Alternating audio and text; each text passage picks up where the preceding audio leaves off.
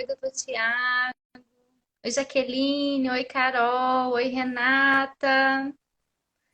Olá, doutor Tiago. Tudo bem? Olá, boa noite, Camila. Tudo bom? Tudo jóia? Tá me ouvindo bem? Perfeitamente. O áudio aí tá bem também? Tá bom? Também, estou te ouvindo bem. Que bom. Bom, boa noite a todos que estão entrando aqui para participar dessa live com a gente, né? Eu sou Camila Nunes, esse é o doutor Tiago Coronato. Ele é psiquiatra e professor da Faculdade de Medicina de Petrópolis, né, doutor Tiago? Exatamente. E para a gente começar, eu queria muito agradecer, né, a sua disponibilidade. Você aceitou com tanta gentileza, né, e com tanta generosidade esse convite para a gente poder conversar um pouquinho mais sobre saúde mental. Muito obrigada, viu? Não, certamente, é uma honra, Camila. Eu te agradeço o convite, né? Então, vamos construir aqui uma coisa bem bacana na noite de hoje. Eu acredito muito em espaços de troca, né? E eu acho que a gente só soma quando a gente conversa, a gente só contribui e todos ganham, né? Todos saem ganhando. Eu escolhi falar, doutor Tiago, sobre essa questão, né, do momento de ir ao psiquiatra, do momento de buscar ajuda, porque eu percebo que essa ainda é uma questão que vem muito carregada de dúvidas, de inseguranças, de medos, né? Então, eu percebo isso aqui no consultório. Eu não sei se você, no consultório, também percebe essa questão. Esse é um desafio, acho que de todos os dias da nossa profissão, né, Camila? A gente vai falar bastante a respeito disso, né? Do estigma que ainda a doença mental agrega, né? Então, é importante que a gente tenha esses momentos onde a gente possa fazer psicoeducação, né, para a população, para as pessoas, para que eles entendam, né, e que a gente consiga desmistificar tudo que há em torno, né, da doença mental, do tratamento da doença mental. Eu acho que Uhum. hoje é um bom caminho assim para todos que estão aqui nos assistindo, né, da gente trazer um pouquinho mais de informação, né? É. Ontem a gente teve o dia, né, da Lumial, então falar sobre essa questão da psiquiatria, da saúde mental e valorizar, eu acho que é o caminho para as pessoas poderem viver melhor, né, poder promover a saúde, e a qualidade. Você concorda? Ué, que travou aqui, eu estava te ouvindo, tá vindo com um certo delay. Aham.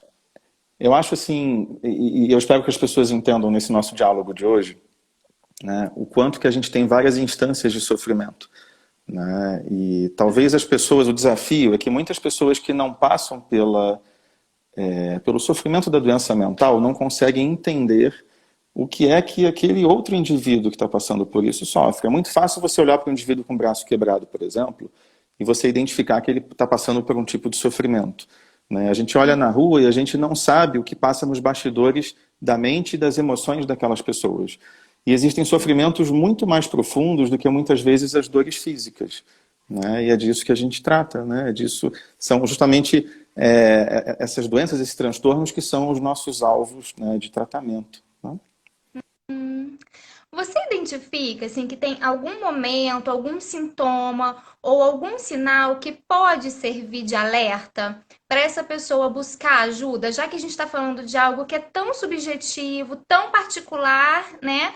Não é visível como quando a gente vê alguém com uma fratura. A gente não está falando de algo que a gente vá observar ali uma lesão nos tecidos. Então, você poderia falar de algum sinal assim mais objetivo para quem está ouvindo a gente para acender assim essa luzinha de opa, talvez eu precise conversar mental. Tá? Eu acho que a gente tem assim, duas categorias principais, né, quando a gente fala de sofrimentos da mente, né? E aí até a psicanálise separa em dois grandes grupos, os neuróticos e os psicóticos, né? Então, assim, a gente tem indivíduos que conseguem identificar um grande sofrimento, né? E esse sofrimento, às vezes, ele pode ser paralisante.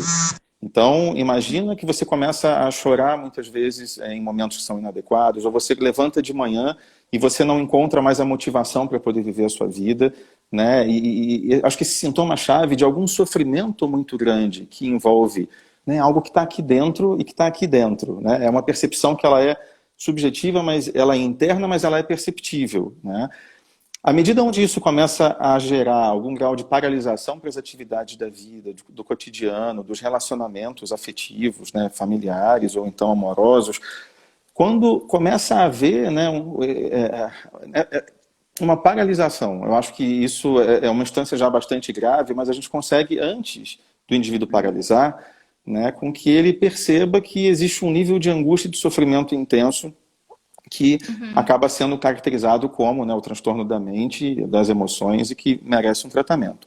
A outra instância que eu tinha comentado, né, que são as doenças que envolvem os processos psicóticos, esses indivíduos também passam por um processo de angústia, mas muitas vezes eles não têm como um juízo crítico para a autopercepção de que aquilo ali merece e que existe um tratamento. Então, também vale a todos que estão ouvindo e que convivem com pessoas que fazem algum tipo de quebra com a realidade, e que esses indivíduos têm que ser levados também para uma instância de tratamento, né? E aí precisam de uma ajuda externa, muitas vezes, para poder chegar, né, ao profissional que vai ajudar, né, seja o psicólogo, seja o psiquiatra, né? Então, eu vejo esses dois grandes nichos assim, né, de adoecimento, né? A gente ainda tem um terceiro eixo, que são os pacientes perversos, né? Esses aí é melhor a gente não comentar nessa conversa de hoje, né? Até porque Deixa guardado para um outro momento. pois é, né? Mas eu acho que se o indivíduo percebe uma grande angústia, essa angústia de alguma forma leva, né, a uma paralisação das funções da vida, do cotidiano, esse indivíduo ele deveria procurar uma ajuda porque existe ajuda, né? Então, eu acho muito legal você ter falado a respeito disso, porque a gente falou do sofrimento, né? Então, um marcador aí é o sofrimento, né? Se a gente está sofrendo, é hora de conversar com alguém, é hora de buscar ajuda, e ninguém melhor para avaliar isso do que a própria pessoa, Exatamente. né? Ela tem que E reconhecer esse isso. prejuízo, Pode falar. e esse prejuízo da funcionalidade, né? Quando esse sofrimento está atrapalhando a viver, a levar o seu cotidiano de forma leve, de forma saudável. Então, quando esse cotidiano já não está sendo fácil para caminhar, Uhum. opa, também já é um sinal de alerta, né? E eu acho assim, existem pessoas que sofrem durante uma vida inteira. Nós temos, por exemplo, transtornos de personalidade, onde o indivíduo sempre durante toda a vida tem um nível de angústia, né, basal ali acontecendo. Mas eu acho que todos nós temos, né, como estabelecer uma comparação dos nossos momentos onde existe um bem-estar, uma tranquilidade, né, uma paz psíquica e mental, e a gente entender que existe um antes e o depois. E quando a gente consegue perceber que existe uma fase onde a gente tem esse bem-estar, e esse bem-estar de repente desapareceu, tem alguma coisa acontecendo, né? Então, nada melhor do que essa própria percepção, né? Essa autopercepção, entender a sua história, olhar para si mesmo, né? Acho que esse é o principal caminho, né? Se perceber.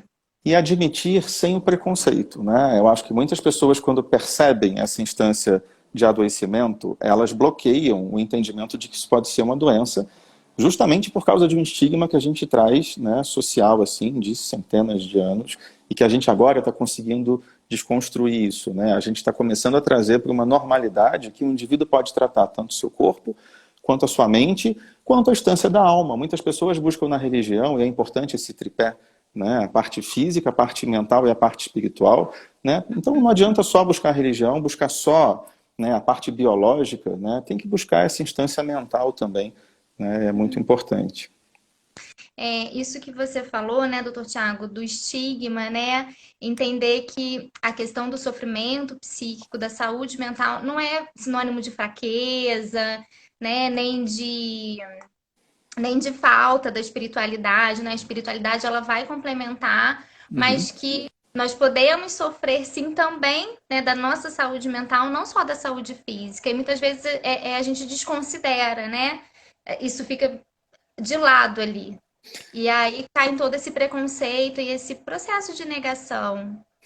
eu acho importante, assim, né, se as pessoas entenderem, né, a gente tem essas três instâncias, então, corpo, mente e alma, não vamos falar de alma também, vamos deixar isso para um outro momento. A gente discute Sim. muito espiritualidade também hoje em saúde mental, mas vamos ficar nesse binômio de corpo e mente, né? Uhum. Nós temos uma base genética, né? O nosso corpo ele tem as células, e essas células ele, determinam uma série de apresentações, tanto da forma como a gente é, como da forma como a gente adoece, né? A gente tem a história da nossa vida que nos constrói. E aí constrói partes, enfim, da nossa personalidade, uma outra parte eu acho que também é estrutural, mas a história da vida monta muito, né, do que nós nos apresentamos. E isso existe uma forma de moldagem, assim, né? Na instância biológica, nós temos, né, por exemplo, a parte cerebral, né, e entre os neurônios a gente tem toda uma comunicação de substâncias que são os neurotransmissores, né, e essa instância, ela adoece. Ok, né? Então, tanto que aí é onde o psiquiatra atua muito, né, na instância cerebral, né, através de medicamentos.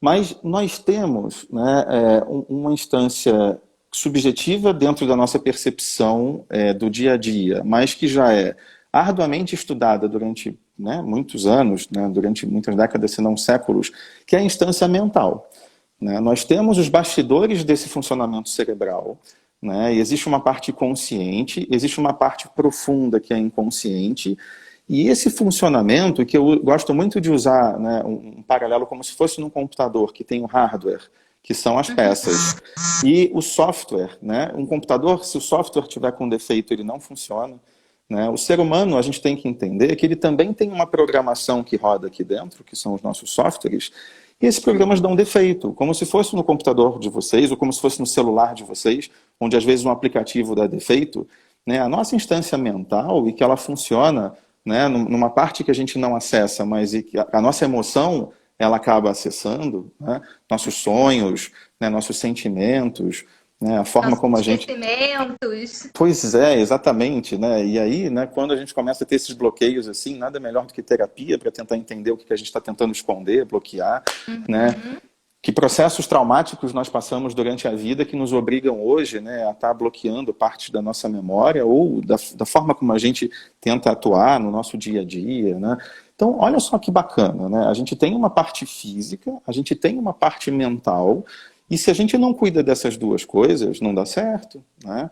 Então, essa fusão, e aí é a beleza, né, da psiquiatria e da psicologia, né? A psicologia, ela mergulha nessa parte muito subjetiva, da parte, né, mental, né, da parte do inconsciente, né, e o que vai brotando, né, na nossa vivência, enquanto o psiquiatra, né, ele vai numa coisa muito sintomática, né, quando tudo dá muito errado, a gente tem sintomas específicos, né, que vão virar os transtornos específicos. Então, a depressão em específico, a ansiedade em específico, o transtorno do pânico em específico, sintomas como a insônia, como comer compulsivo, como não comer na anorexia. Olha quanta coisa acontece que se a gente entrar, né, com a psicoterapia, entendendo de onde isso veio, como isso foi construído, né, como esse indivíduo ele está esquematizado e como ele responde ao meio e como ele responde ao ambiente social. E um treinamento, né? A gente fala muito da ressignificação, né, Camila? Assim, ajudar o Sim. indivíduo a ressignificar, né, os fatos, a forma como ele interage com o mundo dele, com o universo, a forma como a emoção dele brota, né, quando ele está, enfim, frente aos problemas, frente às pessoas. Agora, quando a gente tem sintomas mais intensos, né, por que não tomar um medicamento que corrija aquilo, que ajude a gente a ficar num estado de normalidade, enquanto, né, o terapeuta, o psicólogo, vai lá e ajuda a consertar todo o processo que construiu isso até aquele momento. Eu falo muito, né, Camila? Você tem que me ajudar, A né? Não vai ficar reinterpretar, quietinho, né? né? É. Você falou agora, você começou a falar da medicação, né, doutor Thiago? E agora há pouquinho, uma ouvinte nossa aqui também perguntou, pediu para que a gente falasse um pouquinho da medicação. E eu acho que esse é um tema, assim, também muito cheio de dúvidas, muito cheio de curiosidades e muito Uhum. cheio de resistência. Eu passo muito por isso no consultório, nas minhas consultas.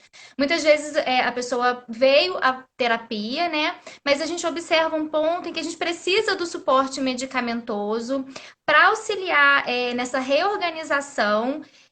para aliviar o sintoma e o paciente também ter tempo para elaborar outras questões. Mas muitas vezes eu ouço frases do tipo: ah, mas será que eu vou ter que tomar remédio? Mas será que eu vou ficar dependente desse remédio? Quando é que eu vou parar de tomar o remédio? Será que um dia eu vou poder parar de tomar o remédio? Ah, mas será que o remédio vai mudar a minha personalidade? Então, eu acho que existe ainda muito mito com relação às medicações, né? Que tem pessoas que falam: ah, nossa, esses remédios de tarja preta, eu não quero tomar isso, não. Então, você pode falar um pouquinho pra gente a respeito dessa questão? Tá, isso é importante porque isso, na verdade, é a prática do psiquiatra, né? Então, assim, até é interessante contar, né, que muitas vezes um paciente chega no consultório do psiquiatra e a gente entende que a demanda dele não é para uso de medicamento. E aí a gente encaminha para um profissional da psicologia, porque é um trabalho diferenciado do que a gente faz, né? Então, à medida onde a gente faz, né, uma análise, uma anamnese, a gente chega a um diagnóstico e a gente entende que existe a necessidade do uso de um medicamento, eu vou fazer um paralelo com outras doenças físicas para vocês entenderem como é que a gente pensa também em psiquiatria. Então, por exemplo, a gente tem pessoas que têm dor de cabeça. Na dor de cabeça, a gente tem às vezes um analgésico que você toma, a dor de cabeça some naquele momento e você fica bem depois, você não precisa tomar o remédio. Nós temos na psiquiatria, né, medicamentos que são para usos pontuais, assim. À medida onde o indivíduo tem um sintoma, ele pode tomar o medicamento e aquele sintoma desaparece. Isso é uma forma de abordagem. Nós temos na psiquiatria doenças que elas têm um tempo de duração. Então, para doenças, enfim, que a gente tem um tempo de duração, vou colocar, por exemplo, o transtorno do pânico, né? Não posso generalizar, tá? Tem casos e casos, mas alguns pacientes com transtorno do pânico, a gente sabe que 1 ano de tratamento esse indivíduo não precisa mais de medicamento. Ótimo. Isso se somar com a psicoterapia. Eu sempre falo isso no consultório, porque o indivíduo com transtorno do pânico, por exemplo, ele tem questões que, se ele não trabalhar, né, o pânico ele é como uma sinalização de um painel de carro que alguma coisa está dando errado ali, né? Então, assim, se ele não buscar a causa, não adianta ele se enganar tomando remédio, porque o remédio não dá conta sozinho, tá? Agora, nós temos também em psiquiatria doenças como, por exemplo, se a gente pensar em doenças clínicas, a hipertensão arterial ou a diabetes, que o indivíduo vai ter que tomar remédio a vida inteira, porque existe uma falha orgânica que faz com que ele tenha, né, um erro de metabolismo, um problema que ou ele toma um medicamento ou ele vai ter uma doença grave, incapacitante, que pode inclusive abreviar a vida dele. Então, sim, nós temos doenças na psiquiatria onde o indivíduo, se ele tomar o medicamento todos os dias, ele vai ter um benefício de ter uma vida normal, né? Vale até a pena a gente falar de uma questão histórica que envolve o início do tratamento com os psicofármacos, mas entendam, então, que depende de caso a caso, né? Você fez uma pergunta importantíssima, assim, né? Será que um medicamento altera a personalidade do indivíduo? Eu escuto isso muito também. Ah, Thiago, vai me mudar, né? Eu vou começar a pensar coisas que eu não quero, eu vou começar a pensar Vou de uma deixar forma... de ser quem eu sou. Pois é, e é impossível, gente. Eu confesso que seria bem legal mudar algumas pessoas assim que a gente conhece com remédio, mas isso não existe, não existe, tá? Você vai continuar sendo você na melhor versão que você já foi. Eu falo muito isso para os meus pacientes. A gente vai resgatar com o uso do medicamento a sua melhor versão. E vai ser exatamente você pensando como você pensa. E aí o paciente fala assim, mas eu não gosto da forma como eu penso. Ó, mais uma vez, tem que fazer terapia para poder entender porque você não, né, tem um conflito dentro do seu próprio pensar, né? Deixa eu falar uma coisa que envolve, que é bonito a gente falar sobre isso, que na história da psiquiatria, a gente vem com um estigma muito grande da forma como a gente tratava os nossos pacientes. Até a década de 50, 60, nós não tínhamos medicamentos efetivos para o tratamento dos transtornos mentais. Então, infelizmente, a psiquiatria tem uma marca muito forte, onde, né, antes da década de 50, a gente simplesmente, é horrível falar isso, mas as pessoas elas eram trancafiadas em manicômios. A gente hoje tem a luta contra esse tipo de forma de tratamento, onde a ideia é que o indivíduo tenha o tratamento fora do ambiente hospitalar. Claro, da mesma forma que a doença clínica tem um momento, às vezes, de você estar no hospital e voltar para sua casa, a gente também tem esse momento dentro da psiquiatria, né? Todas as doenças possuem isso. Na década de 50, lá para mais ou menos 1952, né, eles inventaram o primeiro antipsicótico, que foi a clorpromazina, que é o Amplictil. A gente chama a clorpromazina de a chave dos manicômios. A partir daí, né, com a invenção ou o aperfeiçoamento da psicofarmacologia, a gente consegue com que as pessoas estejam nas suas casas, no seu trabalho, na sua vida pessoal e afetiva, de uma forma normal. É possível, com uma doença mental grave, ter uma vida normal.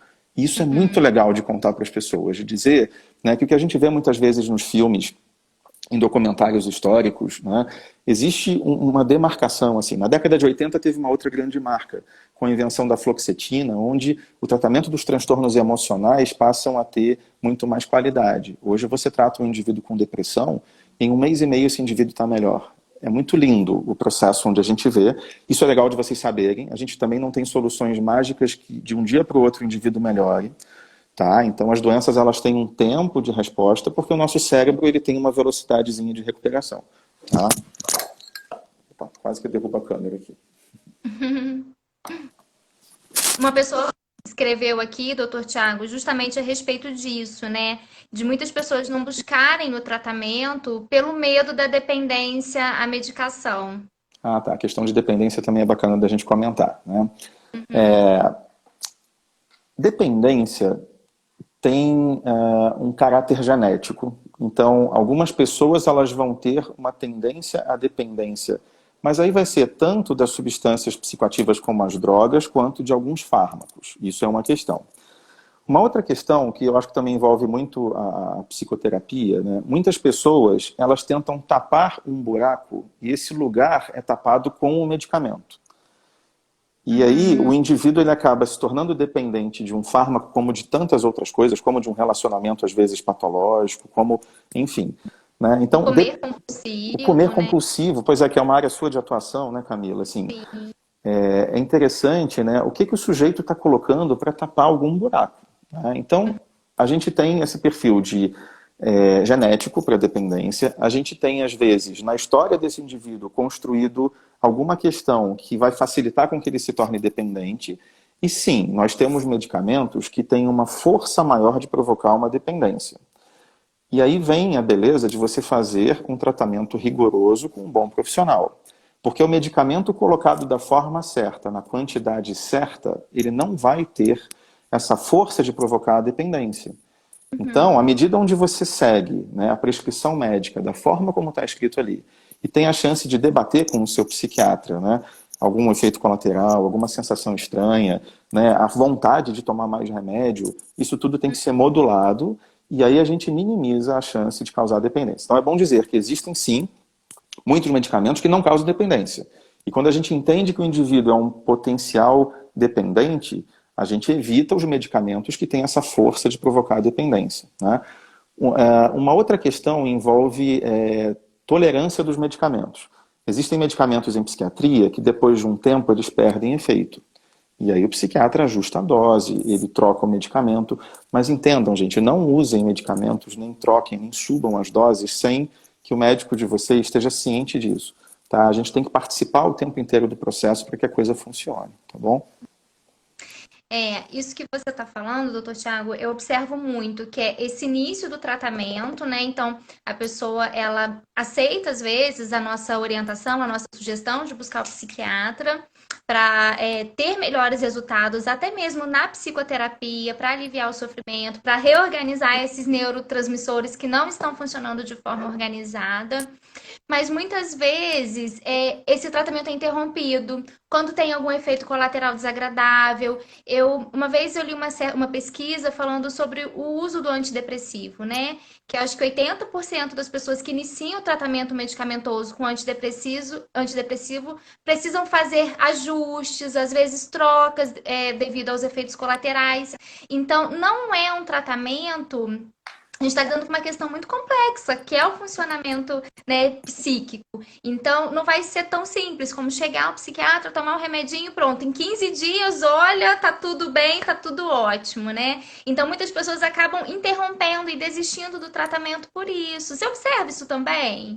Quem dera nós tivéssemos essa solução assim tão imediata, né? E o imediatismo, ele é um problema hoje. As pessoas querem, né, a resposta da mensagem, né, no mesmo momento, elas ficam irritadas quando você não responde o WhatsApp naquele segundo.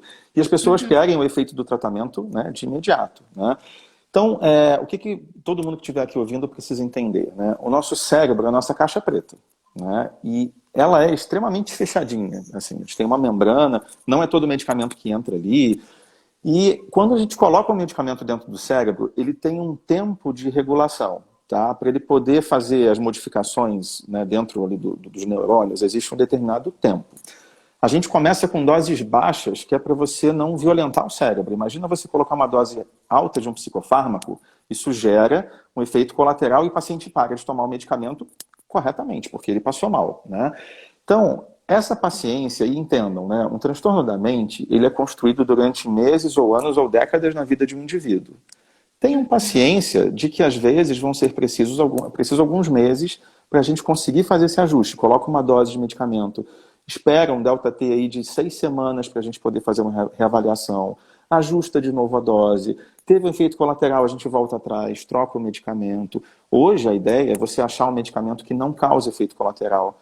Então, não é que o indivíduo, né, a gente fala muito de relação custo-benefício, mas sim, com paciência, a gente acha um medicamento que não cause mal-estar. O indivíduo tem que tomar um medicamento e não estar sentindo o que está tomando. Isso é uma dificuldade também, quando o paciente melhora, ele pensa assim, pronto, melhorei, vou parar de tomar o remédio. E aí desfaz todo o processo. Existe um tempo depois que você fica bem, que se você não mantiver o medicamento, você não ensina para o seu cérebro que aquela é a nova forma dele estar. Então é preciso respeitar o tempo de tomada e só depois, quando autorizado, a gente faz uma retirada lenta e gradual. Se a gente está tirando o medicamento e os sintomas voltam, a gente volta com a dose anterior e deixa mais um tempo. Tudo é protocolo, tudo é científico, não é nada assim que a gente faça aleatoriamente. É importante vocês saberem que hoje a psiquiatria é toda respaldada pela ciência, tá? Pelos artigos científicos, por estudos que são feitos com centenas de milhares de pessoas, tá?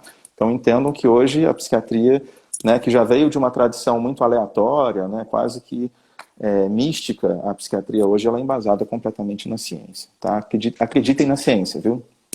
A gente está ouvindo aqui ouvindo não, lendo, né, várias pessoas escrevendo a respeito disso, né, de sintomas refratários à medicação e que já trocou várias vezes, né, de pessoas que às vezes têm quadros depressivos e não aceitam a terapia medicamentosa, ou que tem uma pequena melhora e para. Então, assim, esse é um desafio muito grande, né?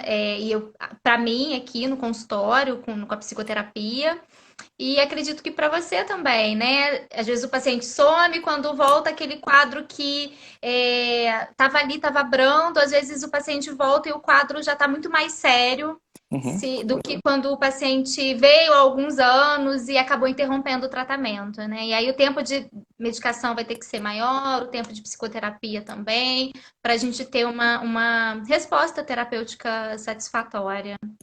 E eu vou dar aqui, né, na verdade, para todos os pacientes exclusivamente que estão exclusivamente no psiquiatra, né? Façam terapia, gente. O segredo é fazer terapia. Eu já fiz terapia durante 2 anos Fazer com uma terapia é muito bom. Eu sou suspeita para falar, né? Mas fazer terapia é maravilhoso. Não, exatamente. Aqui eu dou assim, o meu próprio depoimento, né? Eu fiz 2 anos de terapia com uma psicóloga em Niterói chamada Júlia Reis, fantástica. Depois eu fiz 5 anos de terapia com a Gabriela Ferreira aqui em Petrópolis, né?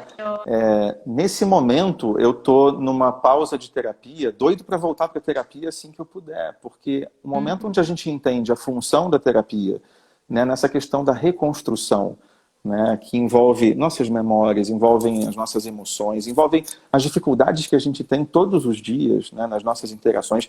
Nesse momento que a gente está vivendo, né, aproveitem esse momento para começar a terapia de vocês. Né, comecem uma terapia virtual nesse momento que é possível de ser feito. Né, a sociedade como é que fala? A sociedade de... É o Conselho Federal Conselho, de obrigado. Psicologia. O Conselho de Psicologia autoriza hoje, né, a psicoterapia online. Então, aproveitem esse momento, depois migrem para uma terapia presencial, que é muito bacana, né? Eu super recomendo, né? Além de tomar medicamento no momento que for necessário, com a avaliação do profissional psiquiatra. Né? Eu costumo dizer, eu às vezes até coloco nas minhas redes sociais, porque um tratamento, ele não substitui o outro, né? Às vezes essa é uma dúvida, né? Se eu já vou ao psiquiatra, eu tenho que ir para psicóloga também. Se eu já faço terapia, eu tenho que ir ao psiquiatra. E a gente trabalha com questões diferentes, né? São áreas que se complementam, elas não se substituem, né? Então, eu costumo dizer que um bom psicólogo sabe indicar para um bom psiquiatra e o bom psiquiatra também sabe indicar para um bom psicólogo, né? E a gente caminha junto nessa questão da melhora da saúde mental, da qualidade de vida. Eu acho que a gente tem casos que vão exclusivamente com a psicoterapia, né, Uhum, funcionar, né, melhorar. Tem casos que exclusivamente com o psiquiatra vão funcionar, mas eu acho que essa área da fusão é a maior parte. Eu acho que uhum, todos se beneficiariam se tivessem, né, as duas interações que o psiquiatra e o psicólogo eles podem fornecer, né, porque é diferente. Né? Não acreditem que vocês só no psiquiatra vão ter a intervenção que um psicólogo fará. Né? E eu acho que o momento do medicamento, né, eu fico muito feliz quando eu dou alta para o meu paciente e ele não precisa mais tomar remédio. Né? Aí sim, cai de novo naquela questão de que tem pessoas que têm genética que vão precisar tratar a vida inteira, tem pessoas com estrutura de personalidade que vão ser beneficiados a vida inteira com medicamento, mas é tão legal quando a gente vê que o indivíduo buscou conscientemente e ativamente, né, tomar o medicamento da forma correta, fazer a psicoterapia e crescer, transcender, né, para um outro momento onde ele não precisa muitas vezes nem da psicoterapia nem do medicamento. Isso é possível. Não para todos, é bom deixar claro. Né? Mas que sim, busquem ativamente, né, entender o que é o transtorno de vocês e o que vocês precisam verdadeiramente, né, para poder transcender isso. Né? agora vamos falar um pouquinho sobre essa questão da pandemia, doutor Tiago. Eu deixei ele, ó, eu tô cuidando do relógio aqui na minha frente, 30 minutos para a gente falar da psiquiatria, dessas questões, e tentei dividir o tempo para a gente falar um pouquinho da pandemia, né? Porque eu acho que não tem como falar de um assunto tão sério que a gente está vivendo, tão impactante a nível coletivo, a nível individual, que traz tantos desafios, né? Então, acho que falar sobre isso nesse momento também nunca é demais, né? Então, o que você poderia falar pra gente? Como é que você está vivendo essa questão? Como é que você está vendo tudo isso? Tá, então vou começar de forma pessoal, né? Aí depois eu expando para o coletivo, né? É assustador, né, gente? Tá passando por isso? Claro que é. Né? Eu acho que quando a gente liga a televisão e a gente vê, né, as notícias, isso impacta e também me impacta e também me gera ansiedade, né? E me faz, né, colocar. Eu tenho uma coleção de máscaras, então na hora de sair de casa, colocar a máscara, né, usar lavar a mão, usar o álcool gel, essas são ansiedades que acho que todos nós estamos passando, né? Profissionalmente é sempre um desafio. Acho que todo mundo teve um impacto, né, profissional. Então, eu hoje tenho, né, além do consultório, a maior parte da minha carga horária é dando aula. Então, eu fico horas da minha vida gravando vídeos para os alunos para que eles tenham acesso e que eles não interrompam, né, o processo de ensino deles. Né? E aí todos nós tivemos que nos reinventar. Nós não estávamos preparados para poder viver esse momento, então, né, no âmbito profissional, eu passei por essa reinvenção. Então, eu sou uma pessoa muito otimista, tá, gente? Assim, eu sempre acho que o copo está meio cheio. Então, eu acabo tentando puxar desses momentos uma forma de crescer pessoalmente. Então, todos os dias vocês têm que olhar para o desafio que esse momento traz e pensar assim, tudo bem, como é que eu vou hoje, né, vencer meus desafios, encontrar soluções, né? Inteligência é você achar soluções para problemas que você nunca enfrentou. Então, todos vocês estão sendo muito inteligentes nesse momento, né, conseguindo achar soluções, se reinventando para poder viver cada dia, né, por um tempo que a gente ainda não sabe, né, quanto tempo essa pandemia ainda vai durar. Bom, vou falar agora de forma um pouquinho profissional. Né? Olha os desafios que todos vocês enfrentam. Primeiro, o confinamento. Né? Quando você confina um indivíduo, deixa ele fechadinho num lugar durante muito tempo, isso gera impactos psicológicos graves. Tem um momento que a gente já não sabe mais que dia é hoje, que horas são, o que eu tenho que fazer, começa a gerar um quadro confusional. Em algumas pessoas, um estado de ansiedade muito grande, outras pessoas estão deprimindo e outras pessoas, inclusive, estão pensando em suicídio. Né? Olha, a gente, quando fala em suicídio, vocês têm que procurar imediatamente, né, a terapia, tem que procurar imediatamente uma ajuda médica, né, porque é o estado mais grave de um processo de depressão. Bom, então, olha o que o confinamento causa. Bom, saber que lá fora vocês estão expostos a riscos, isso gera um grau de ansiedade muito intensa. Então, Medo, né? um medo, né? A gente fala muito da reação aguda ao estresse. Você viver todos os dias um estado de ansiedade provoca, né, um estado de tensão permanente. A gente não é preparado para isso. Imaginem que biologicamente a gente vem de uma estrutura de sobrevivência que quando vem um predador, a gente tem que lutar ou fugir.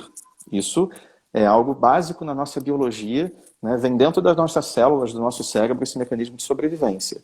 Quando o predador está o tempo inteiro à nossa volta, que é a pandemia, a gente está o tempo inteiro em estado de alerta, tentando sobreviver a esse momento, tem um momento que a gente não suporta. Então a gente tem um limite para poder suportar esse estado de tensão. E aí é o que a gente está tendo nesse momento. Um agravamento de muitas pessoas que já têm transtornos da mente e das emoções, e a gente está tendo o surgimento de uma série de pessoas que nunca tiveram problemas, a gente está tendo o aparecimento, está brotando, né, novos sintomas nessas pessoas. A gente fala muito da segunda onda, né? Vocês têm visto muito na mídia que a gente está passando por uma onda de casos do coronavírus. Os especialistas falam que junto dessa onda vai começar uma onda de doenças mentais. E a hora que acabar o coronavírus, a gente vai estar na segunda onda das doenças da mente. Depressão, ansiedade, insônia, o comer compulsivo, enfim, tem várias coisas que estão se seguindo a esse estado de ansiedade do que está acontecendo lá fora. A gente vê os desdobramentos dessa questão, né, doutor Tiago? Já tem algumas pesquisas assim surgindo falando sobre o impacto disso na saúde emocional, né?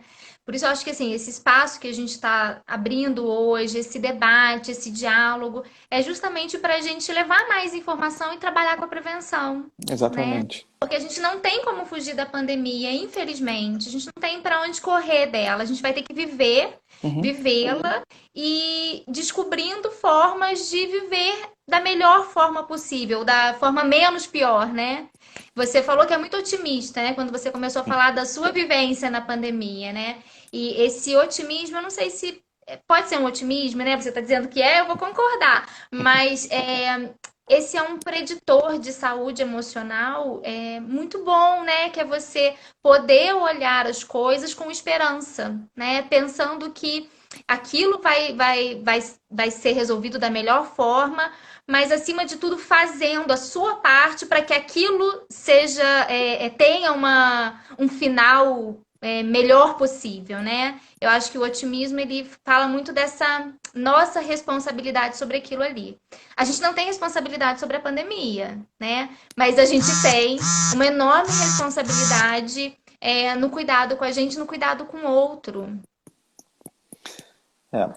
Eu acho que assim, essa questão da nossa responsabilidade, ela vai pelas escolhas que a gente toma da hora que a gente acorda, da hora que a gente vai dormir, né? Então, por exemplo, nós não vamos ser alheios ao que está acontecendo, então a gente tem que ver o jornal de vez em quando. Mas precisa ver o jornal o tempo inteiro? Não. Né? Vocês deixam qualquer pessoa entrar na casa de vocês a qualquer momento do dia? Não. Vocês escolhem a hora de ter uma visita. Então, tem que escolher a hora de ligar a TV e estar informado ali. Nós não vamos ser ignorantes sobre o que está acontecendo, então a mídia ajuda nesse sentido. Pronto, está informado? Desliga a TV. O que tem de bom para você fazer? Você vai tomar um banho? Eu falo muito disso, você maximizar os momentos da vida. Naquela hora de tomar o banho, você vai tomar banho. Então, sente a água descendo pelo corpo, sente a textura da água, sente o cheiro do shampoo. Você vai comer, por exemplo, a sua refeição matinal, né? Você vai comer uma fruta. Aquele momento é você e a fruta. Esquece a pandemia, esquece os problemas, sente a textura da fruta, o gosto doce, enfim, do sabor da fruta na sua língua, sente, né, o sabor descendo pela garganta. Então, quando você começa a focar, né, esse hiperfoco nas coisas certas, você começa a abrandar os pensamentos negativos, de ansiedade, que vão estar vindo. Né? O nosso pensamento ele vem de forma muito espontânea. Muitas vezes a gente não controla uma ansiedade, um pensamento de medo, de terror. Mas se você tem um foco consciente nas coisas que você decide, que vão preencher a sua vida, né? E hoje a gente tem uma coisa muito bacana que não existia um tempo atrás. Sei lá, antigamente a gente já está lendo a Barça, que é uma enciclopédia para você tentar achar informação. Hoje você vai no Google, você vai no YouTube, se você buscar as coisas certas, você preenche o seu dia de tantas coisas legais. Quantos cantores, quantas músicas tem, quantos indivíduos ensinando uma série de coisas para vocês fazerem. Então, assim, foquem nas coisas bacanas, preencham o tempo de vocês com coisas úteis. Né? Tem muita informação legal aqui nas mídias sociais. Né? Então, filtrem, sejam bons filtros conscientes do que vocês querem nesse momento. Isso tudo é prevenção. Né? Coisas que vocês sabem que tem que fazer também, exercício físico, meditação, né? Aprender a respirar, né? Inspirar, expirar no momento certo, né? Aquele momento que você está com o pensamento errado, foca numa música que você goste, começa a cantar aquela música e você vai abandonando o pensamento negativo, o pensamento de ansiedade, as estratégias que vocês podem seguir, né? A gente podia ficar aqui falando durante uma hora sobre essas estratégias, né? E a gente pode estar disponibilizando, enfim, né, coisas para vocês estarem fazendo também, para poder abrandar esse momento de ansiedade, né? Conforme você foi falando, algumas pessoas foram escrevendo aqui, né? Que é a atenção plena, essa vivência do presente, né? Viver a atividade com a sua atenção e o foco no presente, né? Muitas vezes a ansiedade faz com que o nosso pensamento fique lá no futuro, ou só imaginando um monte de coisas, ou mesmo um humor deprimido, que fique ruminando o passado. Uhum. Então, esse estar no presente é muito importante nessa hora. Esse é um Uma outra segredinho, né? pessoa. E é um segredinho dos bons, né? Exatamente. Uma outra pessoa que falou também a respeito de viver as coisas boas, né? De maximizar o prazer, né? Viver aquelas situações que dão prazer para a nossa vida, para a nossa vivência e vivê-las em casa, né? Promover esses momentos. A meditação ajuda? Sim, né? Uma pessoa Muito. perguntou aqui. Nós temos várias formas de meditação, né? Existem meditações que são religiosas, por exemplo, quem reza o terço é uma forma de meditação, né? Uhum. Quem canta um mantra, quem fala um mantra é uma forma de meditação, mas é legal que as pessoas entendam que meditação não é uma coisa exclusiva das religiões, né? Meditação são técnicas de você justamente colocar esse hiperfoco em alguma coisa, né? Seja num silêncio absoluto. Algumas pessoas acham que não dá para ficar com a mente vazia, dá, gente, é treinamento, né? Você pode manter a mente focada, por exemplo, num som, por exemplo, numa repetição de palavras que sejam boas, né? Então, aqui, né, até, não sei, enfim, vocês estão vendo que tem um Buda aqui e tem o mestre Yoda aqui, né?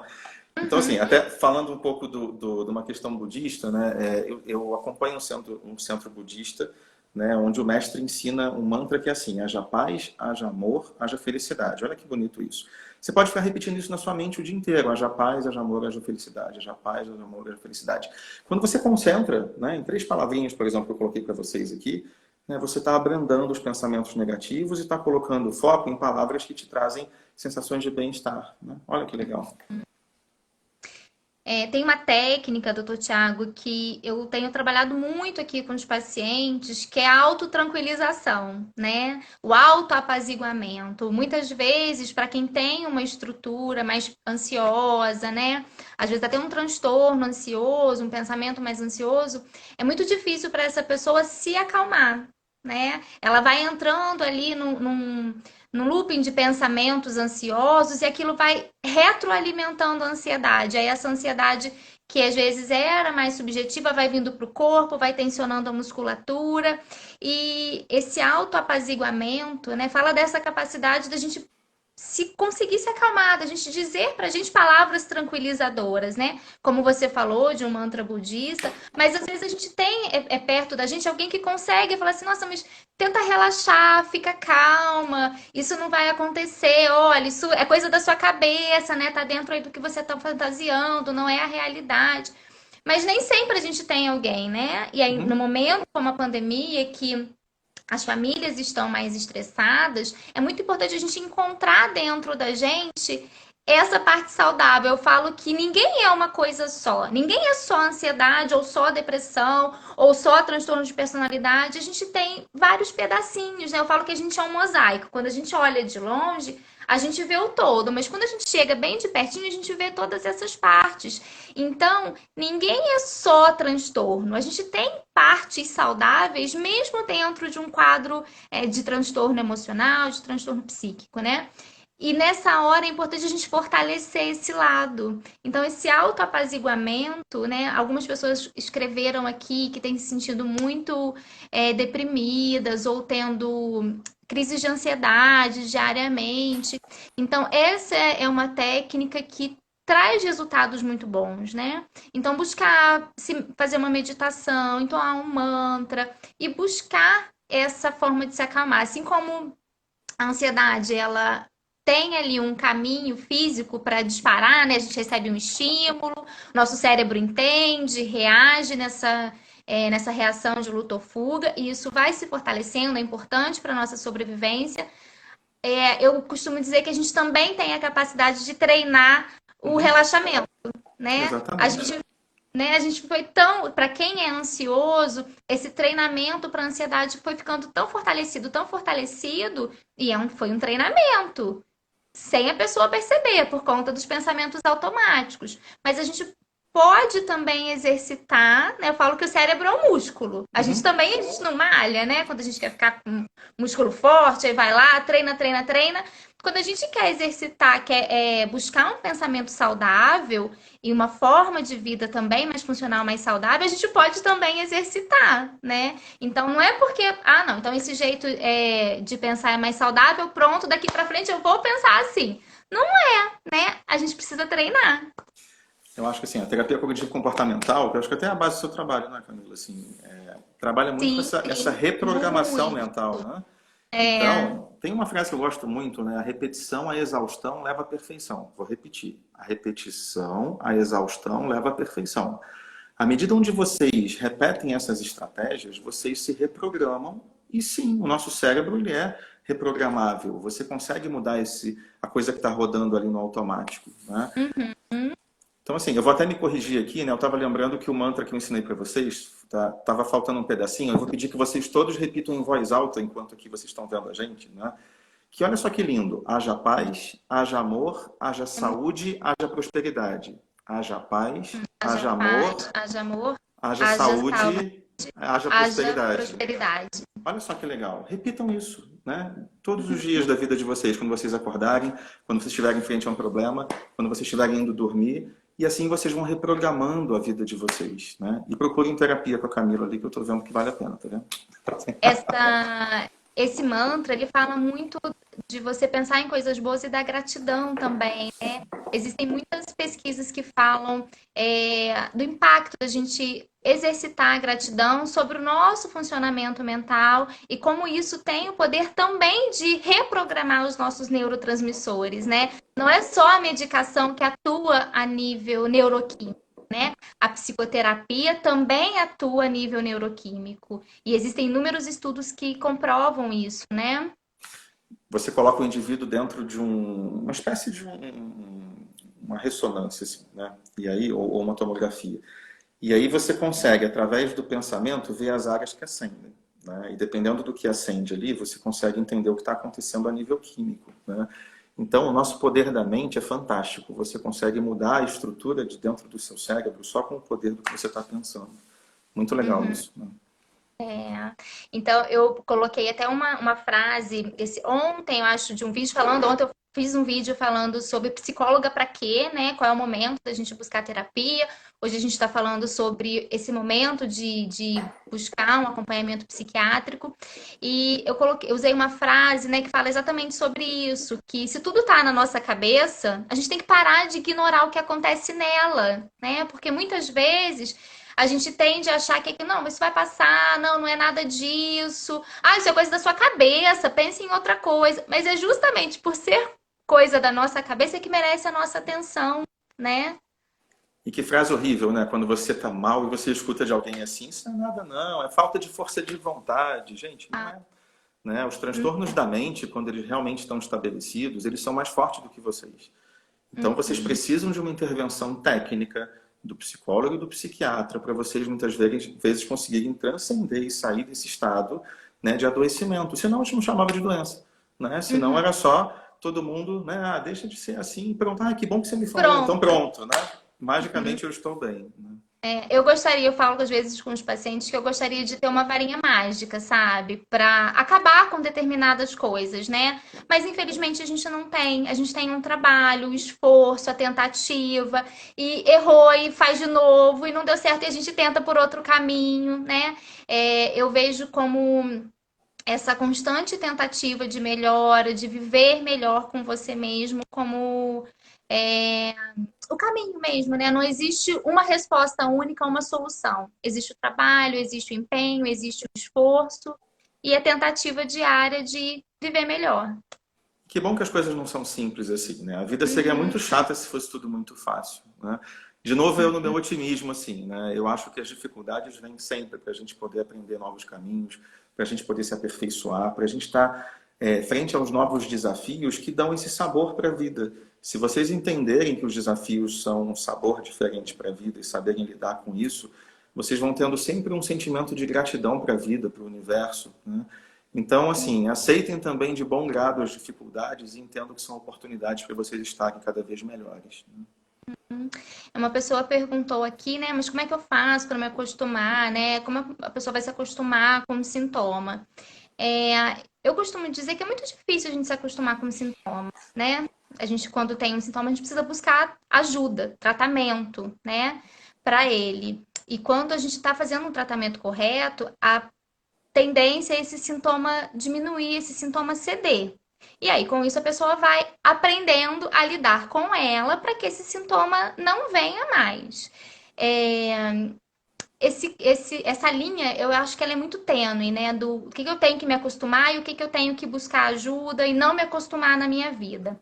Por isso existem os profissionais de saúde, né? Porque quando a pessoa não consegue, tá além do limite dela de avaliar, existem pessoas, né, que você vai procurar, que você vai conversar e que vão ajudar a avaliar junto com você. Porque às vezes quem tá passando pela situação, quem tá dentro dela, perde realmente esses parâmetros. Eu acho que é difícil, né, você passar de uma fase onde os sintomas são sinalizações de que está tudo errado aqui dentro, né, e que um processo de doença está acontecendo, até um processo de resiliência, onde você entende que o problema existe. Esse problema ele pode ser externo, ele pode ser interno, mas você consegue conviver com esse problema sem tanto sofrimento. Mas tendo a consciência de quais são as causas, de quais são os caminhos que você precisa seguir para poder mudar um pouco aquilo, né? É sempre bom, né, assim, uma correlação com uma pessoa que tenha realmente uma dor, por exemplo, que seja impossível de ser desligada por conta de um acidente, por conta, enfim, de um câncer, por conta de algum problema grave. Esse indivíduo, ele tem duas escolhas. Ele pode sentir aquela dor, né, e estar o tempo inteiro xingando, reclamando e não querendo seguir a vida em frente, ou com aquela mesma dor, ele pode estar tendo momentos bacanas, tendo vivências importantes, encontrando com as pessoas, construindo novas coisas para a sua vida, mesmo com o sintoma ali. Então, às vezes, o sintoma ainda não foi desligado de alguma forma, mas o seu olhar conseguiu, né, transcender aquele problema, porque é a questão negativa do hiperfoco. Quando eu falo para vocês terem um hiperfoco nas coisas certas, tem pessoas que fazem um hiperfoco nas coisas erradas. Então, ela gosta de olhar o tempo inteiro para o problema de estimação dela, né? Dá para você manter esse problema com você, mas você manter o foco em outras coisas da vida. E nesse momento o problema ele vai se apequenar, né? E aí fica mais fácil viver uma vida um pouquinho mais tranquila. Uhum. Bom, doutor Thiago, a gente está chegando no final da nossa live, né? Eu acho Ah, que importante pena. a gente deixar um tempinho aqui para a gente poder fazer os nossos agradecimentos, né? Fazer um fechamento, porque senão a live interrompe mesmo, dá uma hora, acabou, aí corta no meio do caminho e a gente não consegue fazer um fechamento. Teve uma pessoa que perguntou aqui, então, quais seriam esses sintomas que ficariam ali como alerta, né? Quais seriam esses sinais para ir buscar, então, um psiquiatra? Né? Tiveram umas duas pessoas que perguntaram aqui, então achei importante a gente recapitular. Tá, eu vou começar com a coisa mais grave. Se vem a você o desejo da morte, isso não te pertence. Tá? O desejo de morrer, ele é um sintoma de depressão. Então, eu acho que isso já é um chamado para muitas pessoas buscarem tratamento, tanto com a terapia quanto com a psiquiatria, né? As angústias profundas. Então, ninguém precisa estar chorando todos os dias, sentindo um aperto no peito, né, uma desesperança, começar a perceber toda a vida como se você tivesse com uma grande tela cinza na frente. Busquem ajuda. As ansiedades. Né? Tanto as ansiedades que elas são sentidas aqui dentro, quanto as ansiedades que se tornam físicas. O coração acelera, a sensação de morte iminente, a sensação de calor e de frio, o suor quando ele vem com grande intensidade. Tem pessoas que têm diarreia, por exemplo, quando estão muito ansiosas, né? Então, busquem ajuda. Tem pessoas com transtornos de personalidade, especificamente, por exemplo, o borderline ou outros, né? Que eles têm questões afetivas muito graves. Então, ele não consegue manter num relacionamento, né, uma estabilidade ao lidar com o outro. Então, ele grita, ele chora, ele se corta, ele se machuca, ele machuca o outro. Busque ajuda. né? Os bipolares, é importantíssimo falar deles e lembrar deles, são indivíduos que eles ciclam em momentos de depressão muito grave, com momentos de aceleração. Aí tem várias formas de bipolaridade, mas assim, muito rapidamente, né? Um bipolar precisa de ajuda porque muitas vezes ele tem momentos de alta impulsividade, de agressividade, isso tudo é controlável, né? Um indivíduo que esteja percebendo coisas estranhas, né? Então, poxa, eu vou na rua e eu tenho a impressão de que todas as pessoas estão me vigiando e me perseguindo, né? Eu tenho a impressão de que tem vozes que falam comigo, né? Frases que vêm do nada, né? Busque ajuda, a gente consegue desligar essas percepções estranhas. E aí a gente tem uma lista gigantesca, né? Se a gente for olhar o manual diagnóstico, por exemplo, é um livro dessa grossura de várias doenças que a gente consegue ajudar. O comer compulsivo, que é uma área da Camila, por exemplo, né? Se o indivíduo não consegue ter um controle sozinho, né, para deixar de comer de forma em grande quantidade, em vários momentos do dia, isso leva a um sofrimento, de novo sofrimento. Lembre-se que o sofrimento ele é uma chave, né? Se em tudo que eu falei existe um sofrimento no meio, busque ajuda. Essa ajuda, ela existe, né? E vocês podem, dentro de pouco tempo, né, um tempo intermediário às vezes, estarem numa sensação de paz plena, né, de bem-estar, vivendo uma vida feliz. A gente não precisa se acostumar com ele, né? Existem maneiras de viver melhor. Bom, doutor Tiago, muito obrigada novamente pela sua disponibilidade, pela sua generosidade em estar aqui conversando com a gente hoje. Foi fantástico. Gostei muito. Qualquer dúvida que tenha ficado aqui para quem acompanhou a gente, manda mensagem, manda direct que eu vou responder, doutor Tiago também, com muita boa vontade. Acho que a tecnologia, nesse momento, ela está nos ajudando muito, né? Eu já acreditava, eu já usava a tecnologia, eu já trabalhava com a terapia online desde que o Conselho regulamentou. E eu acho que a tecnologia é algo que veio para ficar e a gente tem que usar e tem que usar da forma correta, porque ela realmente encurta distâncias, ela aproxima pessoas e ela faz com que o tratamento chegue para mais pessoas. Então agora é a hora. Deixa eu só aproveitar que eu vi ali uma nutricionista, isso me fez lembrar o seguinte, a gente hoje atua sempre de forma multiprofissional. Então não existe tratar só com um desses profissionais, né? Então, tratem com um psiquiatra, um psicólogo, um clínico geral, uma nutricionista, né, um educador físico. Isso é você buscar a saúde como um todo, porque cada um de nós cuida de um pedacinho, né? Então, cuidem da saúde com todos os profissionais de saúde que estão envolvidos nesse tipo de cuidado. Só um lembrete, assim, né, que somos Sim, muitos. vamos lembrar daquele mosaico, né? A gente tem que lembrar do mosaico. Então a gente tem que cuidar de cada partezinha para poder viver bem, viver melhor, né? Exatamente. Camila, muito obrigado pelo convite, tá? Estou sempre à disposição quando você quiser conversar novamente, tá? Como a gente fez uma dinâmica aqui né, uma troca, né, de questões específicas, gente, eu sei que vocês foram perguntando uma série de coisas, né, mas que não cabia no tempo da gente estar respondendo especificamente vocês, tá? É uma pena, mas entendam que não foi desleixo nosso, tá bom? Mas é que a gente tem um tempo muito específico para estar conversando aqui, senão eles expulsam a gente do Instagram. Quem sabe a gente não marca, né? Não agenda faz uma outra live, a gente abre mais para um bate-papo. É uma questão da gente se organizar. E fica aí, né? Para quem acompanhou a live, também sugerir outros temas pra gente, que a gente pode aqui abrir para conversar. Vai ficar gravado no IGTV. Eu não sei muito bem usar o recurso, gente, mas eu vou tentar hoje deixar salvo e colocar no IGTV para a gente poder assistir, rever quantas vezes quiser, tá? Vou tentar, torçam por mim para que eu consiga. Então, doutor Thiago, um grande beijo. Beijão, gente. Um Tchau, tchau. beijo, pessoal. Tchau, tchau.